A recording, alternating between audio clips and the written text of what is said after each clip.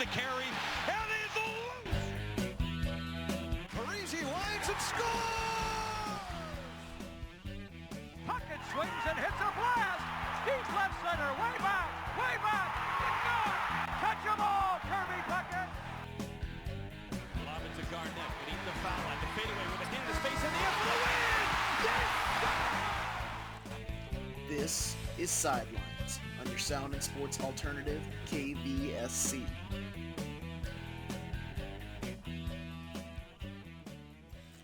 Welcome to Sidelines. We are live on UTVS Charter Channel 180 as well as KVSC 88.1 FM every Friday morning at 12:30 on the dot. Welcome to the show. I am your host, Bobbie Bullock.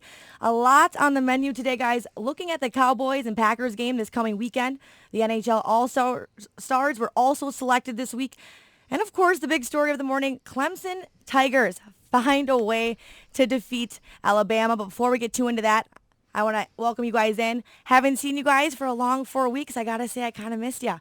Joined today, we have AJ, Leif, OC, and of course, Andrew. But guys, I want to jump right into this national championship game. Please tell me we were all watching. We stayed up at least.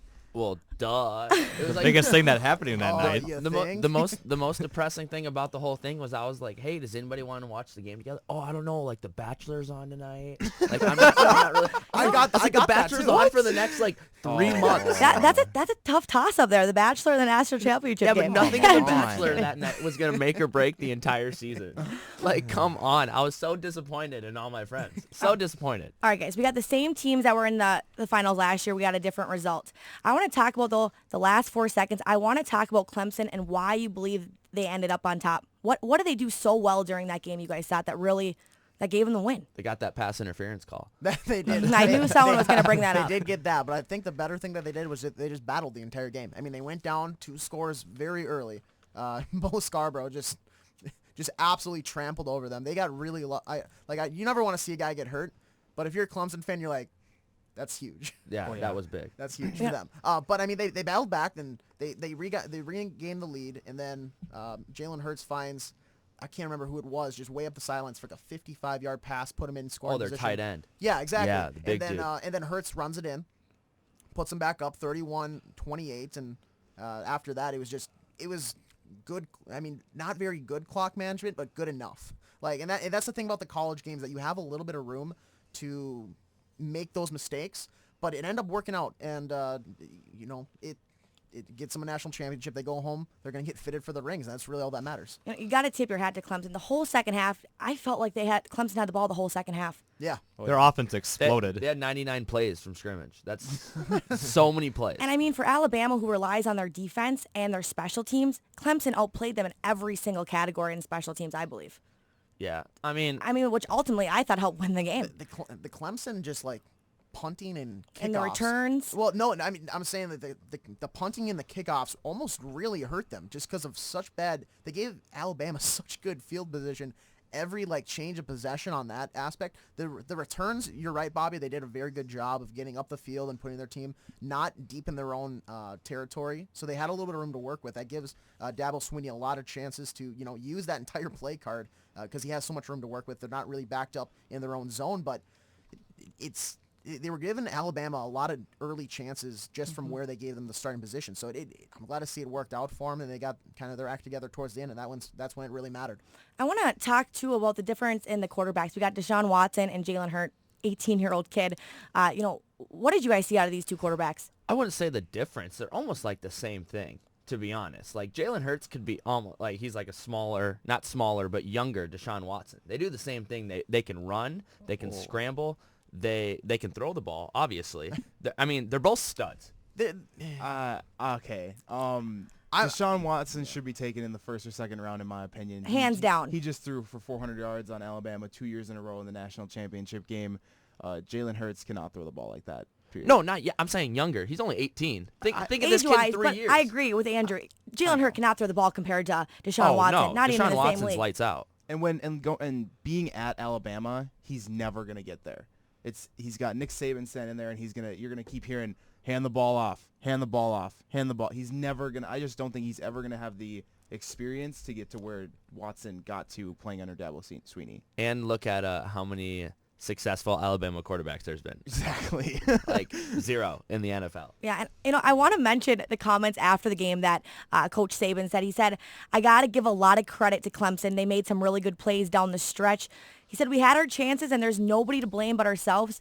But, one game does not define Alabama football. No.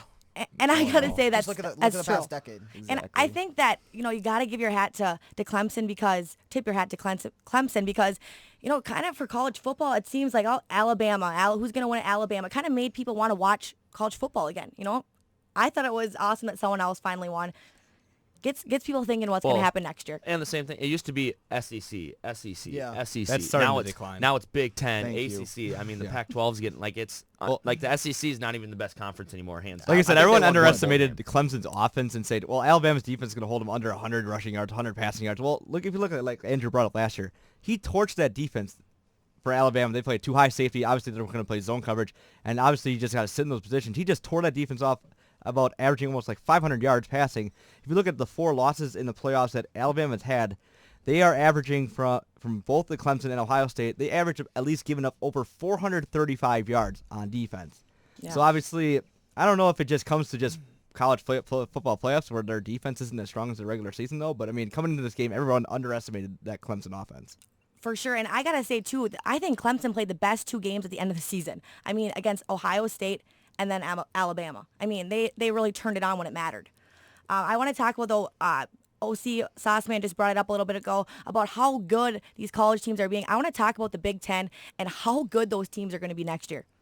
I think they'll still be I mean, we got top 2 conferences. They'll still be fine. I don't think they're going to be fine. We got Michigan, we got they're gonna be lights Wisconsin, out. Ohio State. But Ohio State's turning into the Alabama of the North. Yeah. I mean, Ohio State's getting things because their name is Ohio State. Like they laid an egg. The Ohio The State. You Ohio gotta State. remember that. Yeah. Yeah. They But laid- I'm they laid a saying for the fat Big Ten egg. Conference, I think it's a powerhouse conference, and I I think think they're that they're certainly- someone to Yeah, look out I- for yeah. next year. I think Oh, they are yes. pulling away from the SEC. I guarantee now they look at it, they're more of a better conference than the SEC. People are saying, well, your Big Ten didn't really do well in the playoffs or the bowl games. Well, that doesn't really add too much effect. But if you look at it in the SEC standpoint, you take away Alabama, out of the 8 years you've won 1 championship. That was with Auburn. That's it. Compared to the other teams, your second best team in the SEC is Auburn, and they got blown out by Oklahoma in the Sugar Bowl. I mean, so comparing it to the Big Ten where you have Ohio State, Michigan, Wisconsin, you mean they're more stacked based on what, and they're starting to rise to get more better than the SEC. And coming these Nebraska, years. I mean, Thomas isn't in here today, but they were doing good. I mean, they had a conference to look for, and they got good coaches in the Big Ten. I want to talk about one of the coaches, the Gopher football coach. They got a new one. I want to ask, did anyone watch that press conference? Electric. He was an electric Oh. factory. Oh my goodness.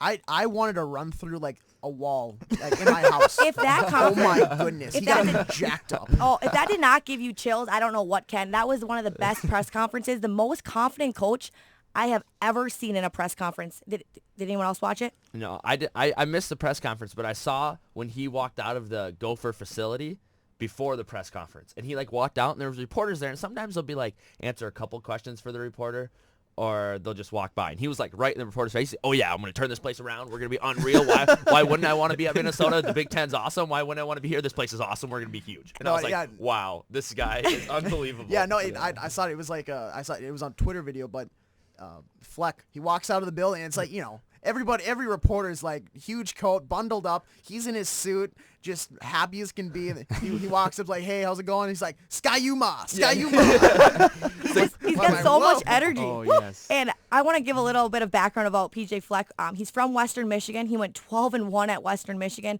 and he in the Cotton Bowl against Wisconsin, he only lost 24-16. I think this guy, with all of his energy he has in himself, I think he's going to be a good fit for Minnesota. Well, obviously, he turned that Western Michigan program around. They were like they won 1 game 1 year when he first year, and he just just unbelievable how he turned that around to like 14-1 or 15-1 they ended this year. So obviously, he brings that huge energy. He just brings them all together, gel as a team, and like it'll be interesting to see this year how it goes from Western Michigan to Minnesota. Yeah, and I'm not really like throwing any shade towards Western Michigan, but think of the talent level he's gonna be working with Minnesota here. If he's that close to Wisconsin with a Western Michigan team, and he's in the Big Ten now. he's got bigger guys. He's got a little bit more talent to work with. Oh, yeah. I mean, he's gonna fit right in the Big Ten, I think. And it's his dream job, he said. So This guy's a dreamer. He's in, man. Yeah. And the thing about Fleck is like, some people preach it and some people do it. And this guy seems like a guy who doesn't care what anyone thinks. He preaches it, but he also gets it done. And I'm really excited to see where this guy goes. Sky Yuma. Sky No, Yuma. roll the boat.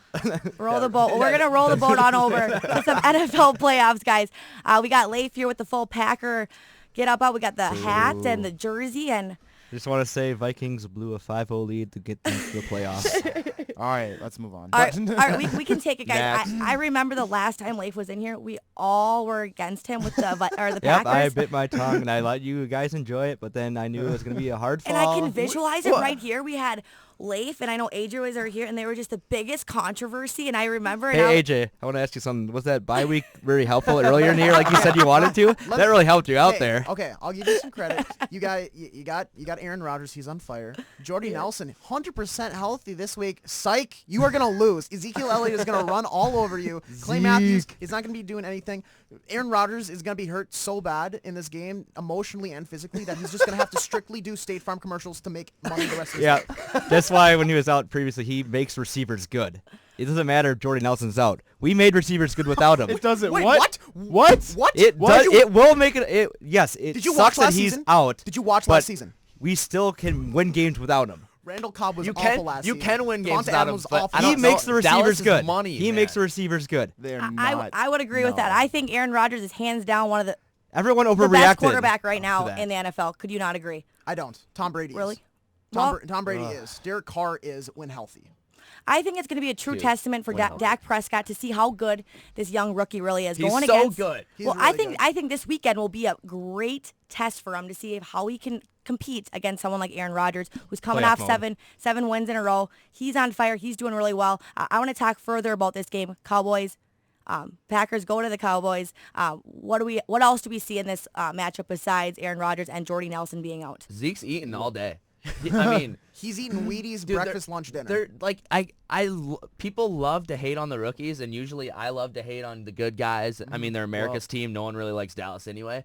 But like, I just can't hate. Like they're just good, and they're so they're down to likable earth. guys. Yeah. They're likable Yeah. guys. And their They heads are. aren't too big. They're just like interview Dak, and he's like, yeah, I'm just They're showed just- up for just- preparation just today, think and this is think what we're about gonna this, do, though. and that. They're in Dallas, in AT&T Stadium, in a playoff game, with not Tony Romo starting. Dude, Jessica Simpson is not even in the state. There's not a chance that the Dallas Cowboys lose. There's And nothing against them. There's They're nothing against advancing them. for sure. And Go ahead, Andrew. Go ahead. And you want to add into this that these two kids are right out of college, so this 2-week break isn't going to be like a thing like it is with the pro players, because they did this last year. They were in a bowl game, whereas like they talk about like pros, like, oh, you got 2 weeks off. What are you going to do? These Go to people had Miami. these guys had a month off last Hey, year Odell and they did Beckham. just fine. So like I know it's an issue sometimes. This is not going to be an issue this time. The Packers have no chance in this game. All right, so I would maybe see the other side of that story is that, all right, we got two rookies, like you said, having 2 weeks off. How much pressure do these two have? Oh. I mean, this is their first year lot. being They have a big. lot. I mean, all the pressure, you said it's Americans team. Sometimes the best players crunch under pressure. Is that an option? I think they have like some pressure, but on the other hand, like not terribly a whole lot is expected of. I mean, I mean, they if they lose, it's not going to be like, oh, these guys should have been unbelievable. I mean, they are playing the Packers. It's not like the Packers are trash. No. And they had Yeah, 2 but, the weeks like- to defense think is, about but, this. but they're not. Yeah, but I think it'll still be a good game. I don't think these guys have a terrible amount of pressure on them. 2, I don't think they're going to be phased by it. I mean, Zeke played in the national championship 2 years ago. He played in the playoffs the year after that. I mean, that's going from playing in the Horseshoe to you're playing in AT&T Stadium Yeah. with me. I mean, it's like the Super Bowl. Like they're media 5 days a week. They're doing all this. Like these guys have been in huge games. Right. Dak Prescott played in the SEC. He's played in huge games. I want to see the over-under on how many times they reference whether or not Dez caught it. That'll be over the roof. But question and bring it in like That's going to be the story of the game. Every time he gets targeted, oh, he caught it there. Oh, no, he didn't. Was it a football move? not to diss on the Cowboys, but I mean they have good talent. They've had their offensive line for 5 years. They've had Dez Bryant. They've had Tony Romo. They've had Beal. So they had all the pieces, but yet when they get in the playoffs, I think they're over expected. they're 2 wins in the playoffs. Right. They always had Something high like that. expectations. Oh, this is their year. They're gonna go all the way. But And do they ever have do all it? the pieces. But all of a sudden, just this year, they're going all the way.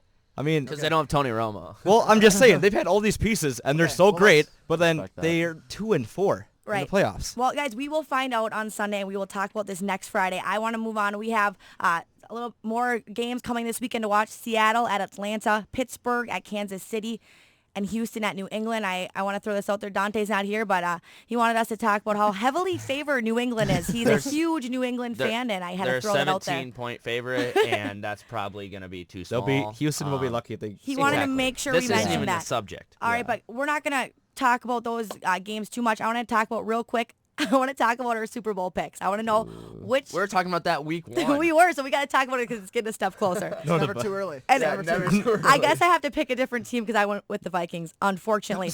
All right, Wow. real quick, I'm going to start with you, Andrew. I want 2 teams. Who's in the Super Bowl? You're up. Oh Lord. All right, come on, pressure's on. Let's go, Dak Prescott. Let's see if you can handle it. All right, we'll come back, or no? Yeah, come back. Come back. All right, Sauce Man. I'm putting you on the spot. Pittsburgh versus Dallas in Houston. Ooh, wow. right. Picked. Wow.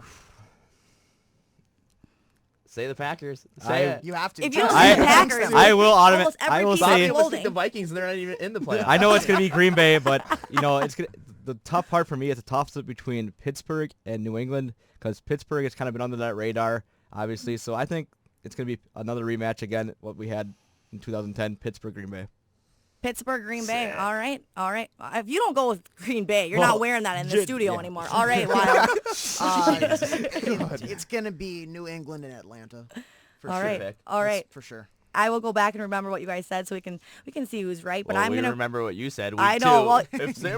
Bradford wins the Super Bowl, what's our Well, that doesn't happen. quarterback That won't never contribution? happen. Guys, you got to be a Minnesota fan. I mean, Minnesota nice. But all right, we're moving on to NHL. I know we got a lot of hockey fans in here, so I made some time that we can talk about that. Hey, let me ask you real something. Yeah. How about them Wild? How about that? Let's go. I'm so happy about this team. I love watching them right now. Like I and you can call me Skip Bayless for This that. is awesome. I have to copy that. They are playing so well. They have points in 15 of their last 16 games. They went on that 12-game winning streak. They dropped it to the other hottest team in the NHL, the Columbus Blue Jackets. And then last night they put up 7 against the best goalie in the NHL, Carey Price. They rattled his cage. Whoa. So, like no pun intended. but my goodness, They're this tearing team it is up. on fire. Well, I mean, like, Eric best, Stahl is good. Mikko Koivu is having a career year. God, yeah. AJ, I missed you. Oh my goodness. if you say best goal of the NHL, not even close. It's Dubnyk right now. It's Okay, Dubnyk, yeah. no doubt. And at the beginning of the year, I said Dubnyk's streaky, and I was worried about this team. But I am no longer worried about this team because Dubnyk is pulling this thing out way longer than his usual streaks, and this is going to be a season thing, I think. And he is out of Yes. out of everybody's league. The only I- person close to him is Bobrovsky. Yes. What I loved last night was he had the shutout with like 9 Yep. seconds left. He gets scored on. He acts like he just lost the game. Not like was like the obviously best. he rebounds, but he's mad at himself because he's yearning for that shutout. It comes late and he gives it up. Still they're gonna get the 2 points in the win. Oh, yeah. But he's mad that he wasn't able to finish off with he knows he's able. Shutout. He knows he should have got that shutout. Oh, yeah. And you could see what happens. He overcommits on the pass across, and they got him going back out of position. But I love that tenacity that I'm seeing out of him, that flame, and especially how much trouble he had earlier in his career in teams like Arizona, Edmonton. He was in the AHL. He thought his career was done. Wild trade for him for a 4th-round pick. Remember that. We got him for a 4th-round pick. Are you sure it was that high? I thought it was lower. I know it was a 4th-round pick. Okay. I love it. That's good. I love yeah, it. that's Well, wonderful. you're wearing the Wild jersey today, so you got a lot of hype for them. And I Be got to careful, say, we're in Minnesota.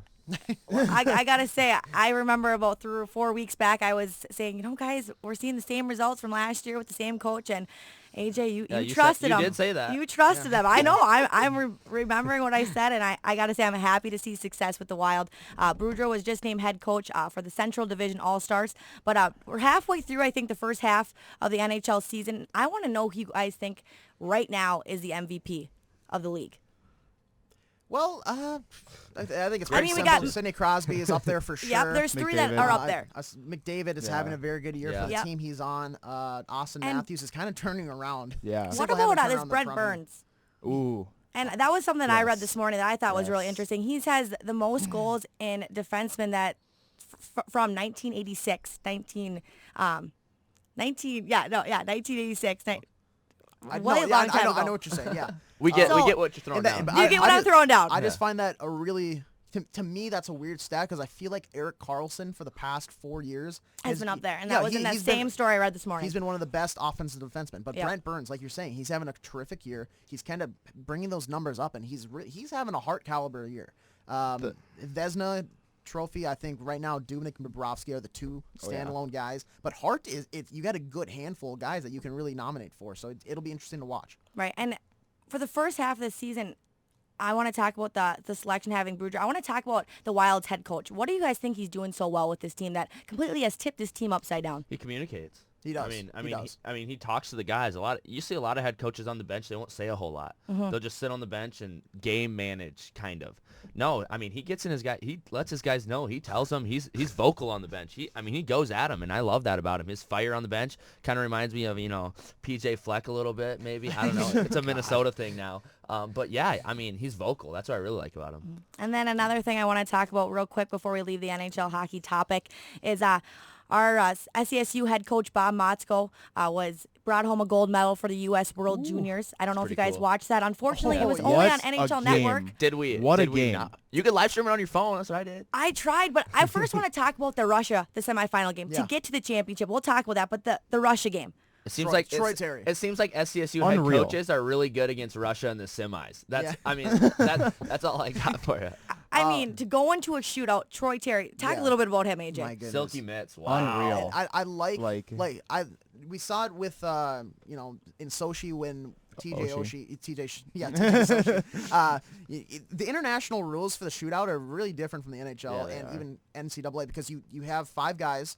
You have to go through them, and then after that, you can reuse whoever you want as many times as needed. And that's what Motzko did with Troy Terry. He goes in, I believe he scored 3 times in the shootout, going 5-hole every single time. But All 5-hole. The thing is, the creativeness to go, came in on the backhand and then worked to the forehand, and then just how he manipulated the same shot, a couple times in a row against the same goalie in a matter of minutes. Yeah. That's incredible. That's pure NHL talent right there. I talked to Coach Motzko yesterday about it, and I said, how do you pick, to shoot when you got all these, great guys to pick from? He goes, I looked down the bench, and I looked who was the most confident kid, and Troy Terry, hands down, was one of them. And he said, if we would have gone to a 6 or 7 round, I would have picked Troy Terry once again. That kid has ice in his veins. He says it all the time, but it's true. That kid was unstoppable. And then I want to talk about, of course, the Canada game. I mean, to be in an arena that every single person is cheering against you.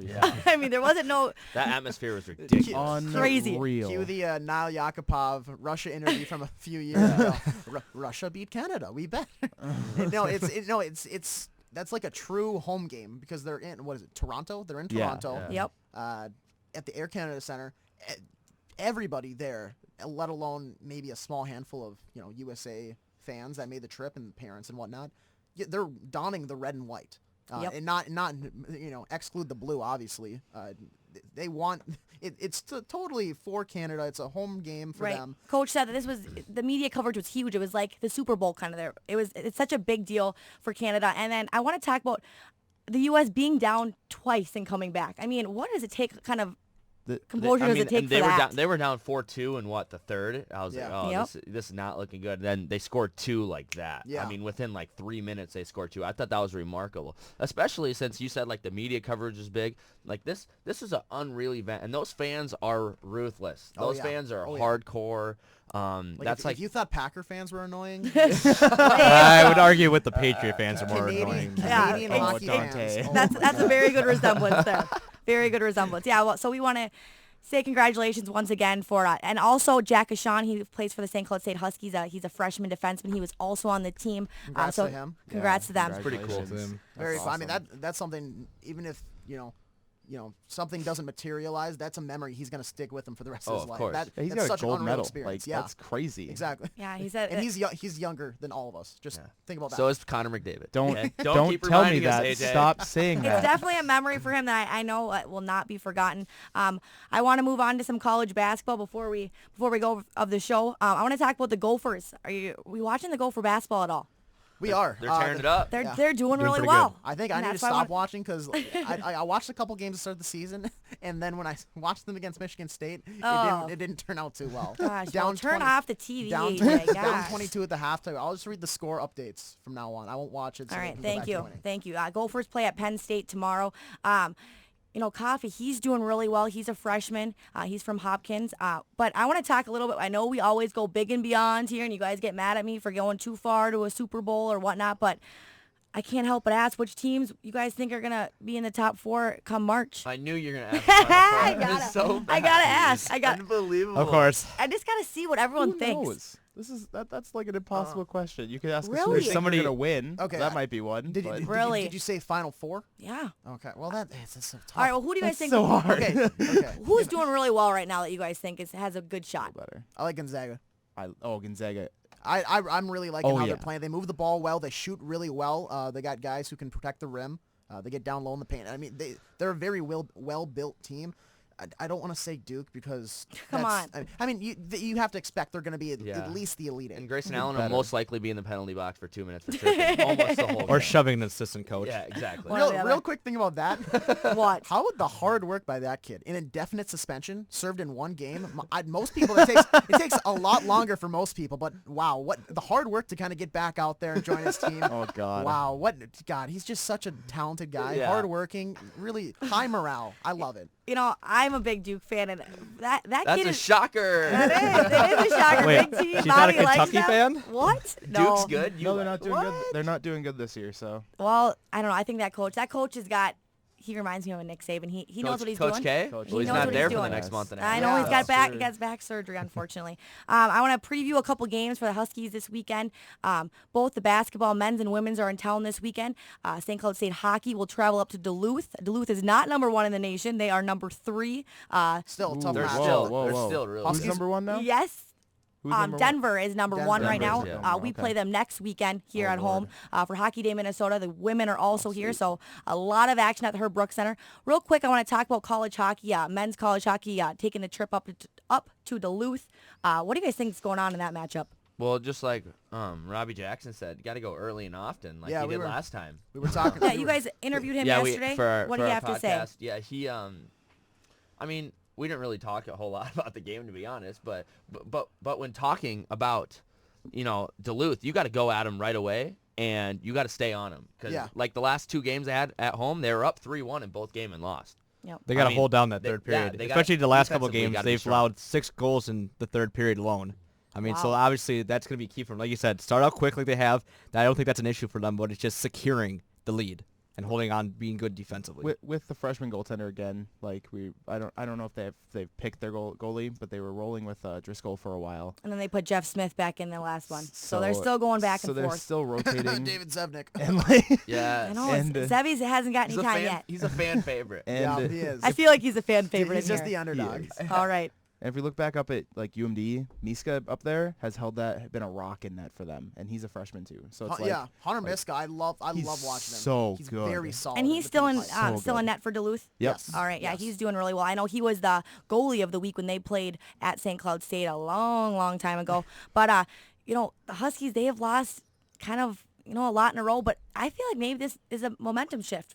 We got Got to at least split this weekend. I mean, Oh, yeah. they got a We need to hard win. schedule. They got Duluth, number 3 team, and the number 1 team next weekend against Denver. So Yeah. what do you think needs to go well also in a Huskies' favor in order to get a good matchup here? The passing is really what defines Oh, yeah. their game. If the passing is crisp, if they're really opening up the ice, they're a team that's going to be able to win. We've seen it here at home. Once the passes kind of get sloppy, the other team's able to anticipate them and really pick them off. That's when it goes the wrong way for them. And if they can really, just play the game that they want to play, because they're not necessarily the biggest team for sure. Duluth is a big team, Yes. but they have to use their speed to get around them. They have to open up the ice, and that's the benefit of playing here at home at the Brooks Center. They have that Olympic-sized sheet. They're quick. But when they go to a place like Duluth, it's that NHL size. It's still a 200-foot game back and forth. but it's more narrowed. So they really have to use their speed to really work in and around the defenders and open up the ice for them, even though it's a smaller sheet than what they're used to. All right, once again, Huskies travel up to Duluth to play but men's and women's basketball will be here this weekend, both Friday and Saturday nights. We will be back next Friday, same time, same place, 12:30. Thanks so much for joining us. We will see you next week on Sidelines.